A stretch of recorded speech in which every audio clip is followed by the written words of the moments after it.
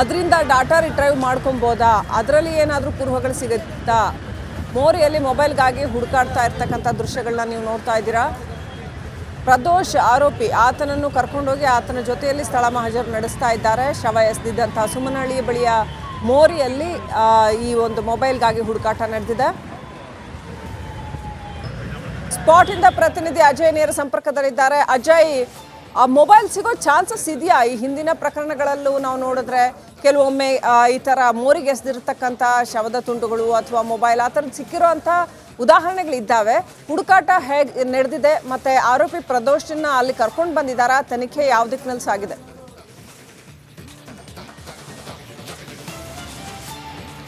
ಶ್ರೀಲಕ್ಷ್ಮಿ, ಈಗಾಗಲೇ ಏನು ಆರೋಪಿ ಪ್ರದೋಷ್ ಏನಿದ್ದಾನೆ ಆತ ಕೂಡ ಅಂದರೆ ಬಾಡಿಯನ್ನು ಡಿಸ್ಪೋಸ್ ಮಾಡುವಂಥ ಸಂದರ್ಭದಲ್ಲಿ ಆತ ಕೂಡ ಕಾರ್ನಲ್ಲಿ ಬಂದಿರ್ತಾನೆ. ಆ ಸಂದರ್ಭದಲ್ಲಿ ಏನು ಸಾಕ್ಷಿ ನಾಶ ಮಾಡಬೇಕಾಗತ್ತೆ, ಆ ಸಂದರ್ಭದಲ್ಲಿ ಕೂಡ ಆ ಮೊಬೈಲನ್ನು ಮೋರಿಗೆ ಎಸ್ತು ಹೋಗಿರ್ತಾರೆ. ಸೊ ಹೀಗಾಗಿ ತನಿಖೆಯಲ್ಲಿ ಕೂಡ ಅದು ಬೆಳಕಿಗೆ ಬಂದಿರುವಂಥದ್ದು. ಈಗ ನಾವು ಕೂಡ ಆ ಒಂದು ಘಟನಾ ಸ್ಥಳದಲ್ಲಿ ಕೂಡ ನೀವು ಅಬ್ಸರ್ವ್ ಮಾಡ್ತಾ ಇರ್ಬೋದು. ಅಂದರೆ ಈಗಾಗಲೇ ಏನು ACP ಚಂದನ್ ಅವರ ನೇತೃತ್ವದಲ್ಲಿ ಈಗಾಗಲೇ ಇಲ್ಲೊಂದು ತಂಡ ಕೂಡ ಬಂದಿರುವಂಥದ್ದು.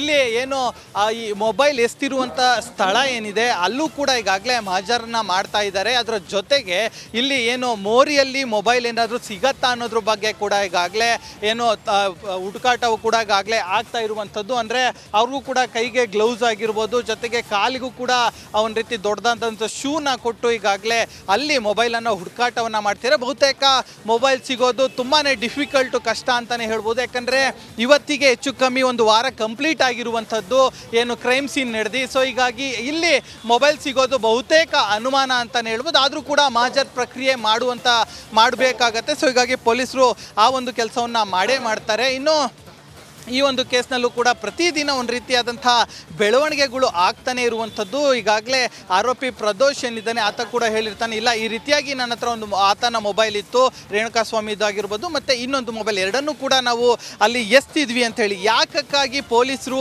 ಇಲ್ಲಿ ಏನು ನ್ಯಾಯಾಲಯದಲ್ಲಿ ಇಲ್ಲ ನಮಗೆ ಮಹಜರ್ ಮಾಡೋಕ್ಕೆ ಟೈಮ್ ಬೇಕು ಅಂತ ಹೇಳಿ ಕೇಳ್ತಾರೆ ಅನ್ನೋದಕ್ಕೆ ಇದೇ ಸಾಕ್ಷಿ ಅಂತಲೇ ಹೇಳ್ಬೋದು.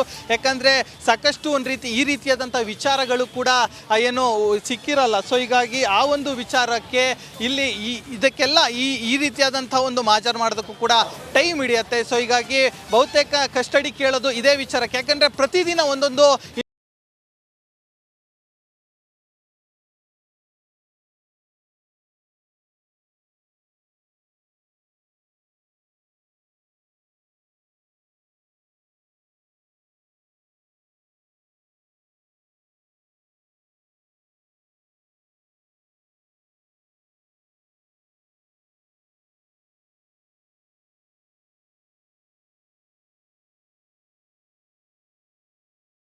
ಇನ್ಫಾರ್ಮೇಷನ್ಗಳು ಕೂಡ ಪೊಲೀಸರಿಗೆ ಬರ್ತಾ ಇರುತ್ತೆ, ಆರೋಪಿಗಳಿಂದ ಬಾಯಿ ಬಿಡಿಸ್ತಾ ಇರ್ತಾರೆ.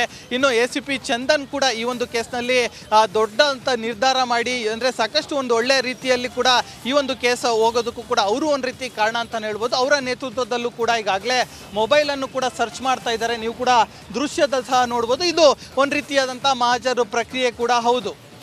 ಅವ್ರಿಗೂ ಕೂಡ ಒಂದು ರೀತಿ ಸೇಫ್ಟಿ ಮೆಷರ್ಗೋಸ್ಕರ ಅವ್ರಿಗೂ ಕೂಡ ಎಲ್ಲ ರೀತಿಯಾದಂಥ ಸೇಫ್ಟಿ ಮೆಷರನ್ನು ಕೂಡ ಕೊಟ್ಟಿರುವಂಥದ್ದು. ಏಣಿಗಳನ್ನ ಕೂಡ ಇಲ್ಲಿ ತಂದಿದ್ದಾರೆ. ಅದರ ಸಹಾಯದ ಮೂಲಕ ಇಲ್ಲಾಗಲೇ ಅಲ್ಲಿ ಅಂದರೆ ಆರೋಪಿ ಹೇಳುವಂಥ ಸ್ಥಳಗಳಲ್ಲಿ ನೀವು ಎಲ್ಲಿ ಎಸ್ತೋದ್ರಿ ಅಂದರೆ ಅವತ್ತು ರಾತ್ರಿ 1ರಿಂದ 1:30 ಅಷ್ಟೊತ್ತಿಗೆ ಇಲ್ಲಿ ಬಾಡಿ ಡಿಸ್ಪೋಸ್ ಆಗುತ್ತೆ. ಆತ ರೇಣುಕಾಸ್ವಾಮಿ 6ರಿಂದ 6:30 ಸುಮಾರಿಗೆ ಏನೋ ಆತ ಸಾವನ್ನಪ್ತಾನೆ. ಅಂದರೆ ಮಧ್ಯಾಹ್ನ 1 ಗಂಟೆಗೆ ಆತನ ಮೇಲೆ ಹಲ್ಲೆ ಸ್ಟಾರ್ಟ್ ಆಗುತ್ತೆ. 6:30 ಅಷ್ಟೊತ್ತಿಗೆ ಆತ ಡೆತ್ ಆಗ್ತಾನೆ. ರಾತ್ರಿ 1 ಗಂಟೆ ಅಷ್ಟು ಅಂದರೆ ಭಾನುವಾರ ಬೆಳಗ್ಗೆ 1ರಿಂದ 1:30 ಅಷ್ಟೊತ್ತಿಗೆ ಇಲ್ಲಿ ಬಾಡಿ ಡಿಸ್ಪೋಸ್ ಆಗುತ್ತೆ. ಆ ನಂತರದಲ್ಲಿ ಇಲ್ಲಿ ಬಂದಂಥವರು 2 ಮೊಬೈಲನ್ನು ಎಸ್ತಿದ್ದೀವಿ ಅಂತ ಹೇಳಿ ಈಗಾಗಲೇ ತನಿಖೆಯಲ್ಲಿ ಅವರ ಒಂದು ಹೇಳಿಕೆಯನ್ನು ಕೂಡ ಕೊಟ್ಟಿದ್ದಾರೆ. ಅದನ್ನು ಕೂಡ ಪೊಲೀಸರು ದಾಖಲು ಮಾಡ್ಕೊಂಡಿದ್ದಾರೆ. ಇವೆಲ್ಲವೂ ಕೂಡ ಏನು ನೋಡ್ತಾ ಇದ್ದಾರೆ, ಇವೆಲ್ಲವೂ ಕೂಡ ಒಂದು ರೀತಿ ಎವಿಡೆನ್ಸ್ ಆಗುತ್ತೆ. ಆ ಎವಿಡೆನ್ಸ್ನ ಕೋರ್ಟ್ನಲ್ಲಿ ನಾಡ್ದು ಹೋದಾಗ ಅವರು ಕೂಡ ಸಬ್ಮಿಟ್ ಮಾಡ್ತಾರೆ. ಈ ರೀತಿಯಾಗಿ ಮೊಬೈಲ್ ಎಸ್ತಿದ್ದೀನಿ ಅಂದರು, ಅಲ್ಲೂ ಕೂಡ ನಾವು ಹೋಗಿ ಮಹಜರನ್ನು ಮಾಡಿದ್ದೀವಿ ಅನ್ನೋ ಒಂದು ಮಾತನ್ನು ಕೂಡ ಹೇಳ್ತಾರೆ.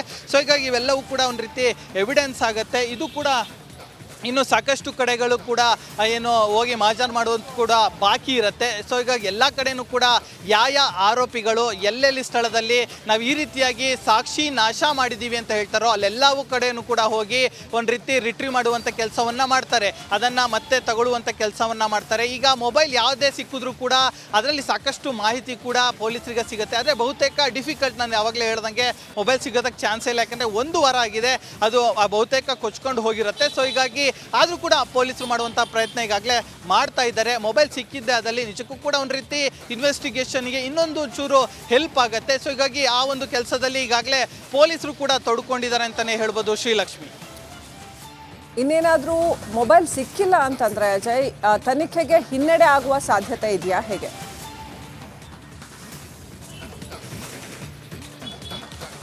ಖಂಡಿತವಾಗ್ಲೂ ಆಗತ್ತೆ. ಯಾಕಂತಂದರೆ ಈಗಾಗಲೇ ಆರೋಪಿಗಳು ಹೇಳಿರುವಂಥ ಪ್ರಕಾರ 2 ಮೊಬೈಲನ್ನು ನಾವು ಎಸ್ತಿದ್ದೀವಿ. ಒಂದು ರೇಣುಕಾಸ್ವಾಮಿದು ಮತ್ತು ಇನ್ನೊಬ್ಬ ಆ ಒಂದು ಗ್ಯಾಂಗ್ನಲ್ಲಿ ಅವತ್ತು ಇದ್ದಂಥವನು. ಸೊ ಹೀಗಾಗಿ ಆ ಒಂದು 2 ಮೊಬೈಲನ್ನು ಕೂಡ ಎಸ್ತಿದ್ದಾರೆ ಸಾಕ್ಷಿ ನಾಶ ಮಾಡೋದಕ್ಕೆ. ಇದು ಕೂಡ ಒಂದು ರೀತಿ ಪೊಲೀಸಿಗೆ ಒಂದು ರೀತಿ ಪ್ಲಸ್ ಆಗುತ್ತೆ, ಮೈನಸ್ ಆಗುತ್ತೆ ಅಂತಲೇ ಹೇಳ್ಬೋದು. ಮೈನಸ್ ಯಾಕಾಗತ್ತೆ ಅಂದರೆ ಇಲ್ಲಿ ಮೊಬೈಲ್ ಸಿಕ್ಕಿಲ್ಲ, ಸೊ ಹೀಗಾಗಿ ಅದು ಒಂದು ರೀತಿ ಮೈನಸ್ ಆಗುತ್ತೆ. ಬಹುತೇಕ ಅವರ ಹೇಳಿಕೆಗಳಲ್ಲಿ ಅದನ್ನು ದಾಖಲು ಮಾಡ್ಕೊತಾರೆ. ಪ್ಲಸ್ ಯಾವ ರೀತಿ ಆಗುತ್ತೆ ಅಂದರೆ ಕೋರ್ಟ್ನಲ್ಲಿ ಇವರು ಸಲ್ಲಿಕೆ ಮಾಡುವಂಥ ಸಂದರ್ಭದಲ್ಲಿ ಸಾಕ್ಷಿ ನಾಶ ಮಾಡಿರೋದು ಬಹುತೇಕ ಖಚಿತ ಆಗಿದೆ ಅಂತಲೂ ಕೂಡ ನ್ಯಾಯಾಧೀಶರ ಮುಂದೆ ಹೇಳ್ತಾರೆ. ಇಲ್ಲಿ ಸಾಕ್ಷಿ ನಾಶ ಮಾಡೋದಕ್ಕೋಸ್ಕರ ಮೊಬೈಲನ್ನು ಮೋರಿಯಲ್ಲಿ ಎಸ್ತಿದ್ದಾರೆ ಅಂತ ಹೇಳ್ತಾರೆ. ಆಗ ಕೂಡ ಅದು ಕೂಡ ಒಂದು ರೀತಿ ಗಟ್ಟಿಯಾಗಿ ನಿಲ್ಲತ್ತೆ. ಹೌದು, ಸಾಕ್ಷಿಯನ್ನು ನಾಶ ಮಾಡೋದಕ್ಕೆ ಇವರು ಪ್ರಯತ್ನ ಪಟ್ಟಿದ್ದಾರೆ ಮತ್ತು ಸಾಕ್ಷಿ ನಾಶ ಕೂಡ ಮಾಡಿದ್ದಾರೆ ಅಂತ ಹೇಳಿ.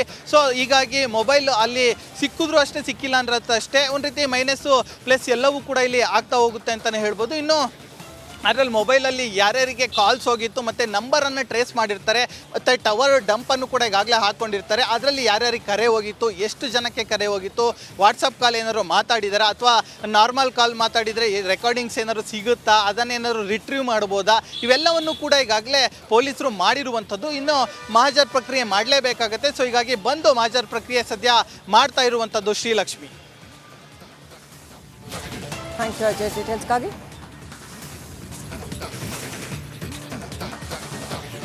ಮೊಬೈಲ್ಗಾಗಿ ಹುಡುಕಾಟ ನಡೆಸ್ತಾ ಇರುವಂಥದ್ದು ರಾಜಕಾಲುವೆಯಲ್ಲಿ ಶೋಧ ನಡೆಸ್ತಾ ಇದ್ದಾರೆ. ಈಗಾಗಲೇ ಆ ಘಟನೆ ನಡೆದು ಸಾಕಷ್ಟು ದಿನ ಆಗಿದೆ, ಆದ್ದರಿಂದ ಮೊಬೈಲ್ ಸಿಗೋ ಸಾಧ್ಯತೆಗಳು ಕಡಿಮೆ ಅಂತ ಹೇಳಲಾಗ್ತಾ ಇದೆ. ಎನಿವೆ, ಹುಡುಕಾಟ ಅಂತೂ ನಡೀತಾ ಇದೆ. ಸಿಕ್ಕಿದ್ರೆ ಅದು ಒಂದು ವೇಳೆ ಮಹತ್ವದ ಸಾಕ್ಷ್ಯವನ್ನು ಒದಗಿಸುತ್ತಾ ಕಾದು ನೋಡಬೇಕು. ಡಾಟಾ ರಿಟ್ರೈವ್ ಮಾಡಿಕೊಂಡ್ರೆ ಹೇಗೆ ಆತನನ್ನು ರೇಣುಕಾಸ್ವಾಮಿಯನ್ನು ಕಿಡ್ನ್ಯಾಪ್ ಮಾಡ್ಕೊಂಡು ಬಂದರು ಅಥವಾ ಹಲವು ದಿನಗಳಿಂದ ಚಾಟ್ ಏನಾದ್ರು ನಡೀತಾ ಇತ್ತಾ, ಎಲ್ಲ ಡೀಟೇಲ್ಸ್ ಸಿಗಬಹುದು.